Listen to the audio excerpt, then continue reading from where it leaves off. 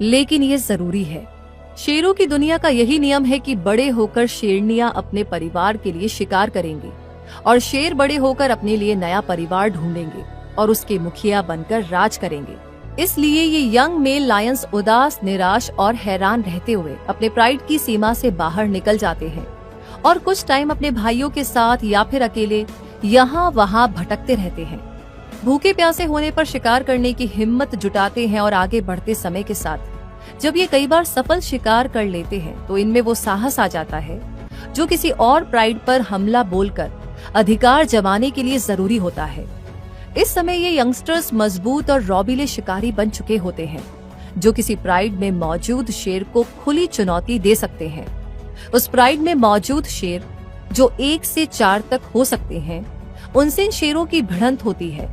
दोनों तरफ दमदार विरोधी हों तो मामला बहुत गंभीर भी हो सकता है, क्योंकि कई बार शेर ऐसे हमलों में भी जान गंवाते आए हैं। लेकिन अगर उस प्राइड का मुखिया उम्र दराज हो चला है और इन शेरों की ताकत से भिड़ नहीं सकता तो हार मानकर वहां से चला जाता है और उस प्राइड पर इन शेरों का अधिकार हो जाता है।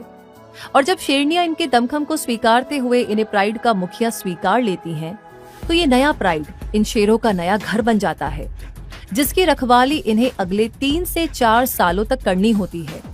और अगर इस बीच कोई और शेर या उसकी टोली इस प्राइड पर हमला बोल दे तो उसके लिए भी इन शेरों को तैयार रहना होता है।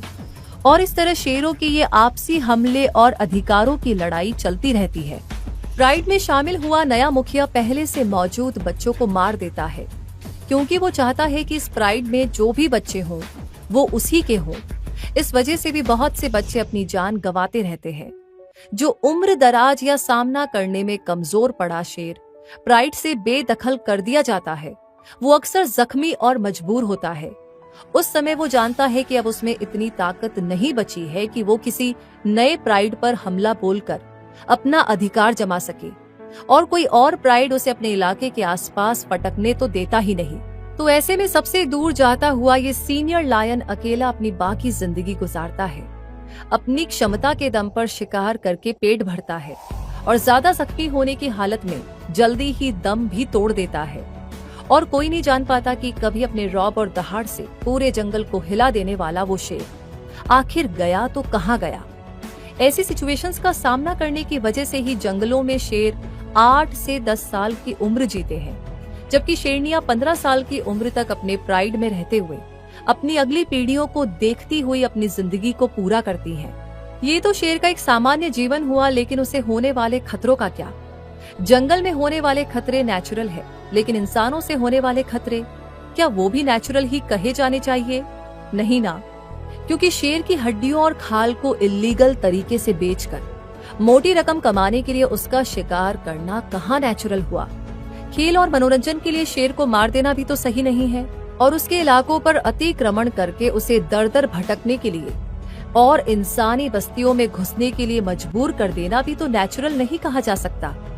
तो ऐसे में शेर को भी तो कोई बताए कि वो इंसान नामक शिकारी से कैसे बचे। शायद हम नहीं जानते कि शेर, जो कि फूड चेन का टॉप प्रेडेटर है, वो इस फूड चेन में शाकाहारियों की संख्या को संतुलित बनाए रखने में अपनी अहम भूमिका निभाता है। अगर शेर नहीं होंगे तो इकोसिस्टम का बैलेंस बिगड़ जाएगा और फिर ये शायद चाहकर भी संभाला ना जा सके। एशियाटिक लायंस तो पहले ही एंडेंजर्ड स्पीशीज बन चुके हैं और अब अफ्रीकन लायंस की संख्या भी बहुत कम होती जा रही है। बीते कुछ सालों में इनकी संख्या में तेजी से गिरावट आई है और इन्हें वल्नरेबल क्लासिफाई किया गया है। ऐसे में शक्ति, साहस और नेतृत्व के लिए पहचाने जाने वाले जंगल के राजा शेर को बचाना और उसे अपनी जिंदगी अपने इलाकों में शान से जीते हुए गुजारने का अधिकार दिलाना, क्या हम इंसानों की जिम्मेदारी नहीं बनती?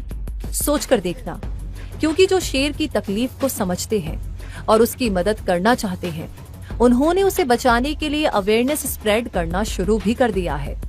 तभी तो हर साल 10 अगस्त को वर्ल्ड लायन डे मनाया जाता है, ताकि शेरों की तेजी से गिरती हुई पॉपुलेशन के बारे में अवेयरनेस स्प्रेड की जा सके।